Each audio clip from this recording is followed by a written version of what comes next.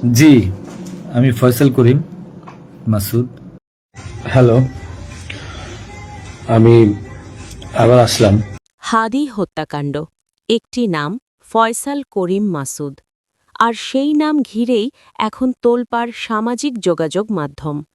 Viral হওয়া একটি ভিডিওতে দেখা গেল ফয়সাল করিম মাসুদের মুখে কোনো মোচ নেই, কিন্তু আশ্চর্যের বিষয় এর ঠিক পরের দিনই আরেকটি ভিডিও সামনে আসে। সেখানে দেখা যাচ্ছে তার মুখে স্পষ্ট মোচ। প্রশ্ন উঠছে, একদিনে কি এমন পরিবর্তন সম্ভব, নাকি ভিডিও দুটির একটিই ভুয়ো? এই নিয়েই শুরু হয়েছে তীব্র বিতর্ক।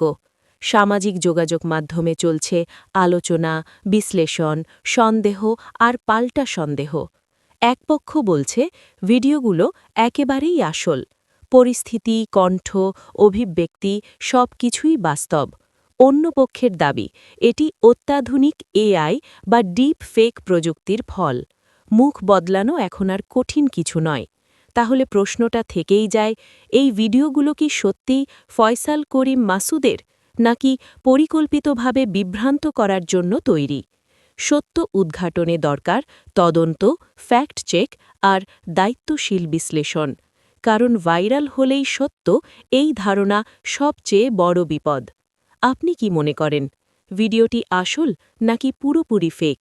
ভাবুন, বিশ্লেষণ করুন আর সত্যের পক্ষে থাকুন।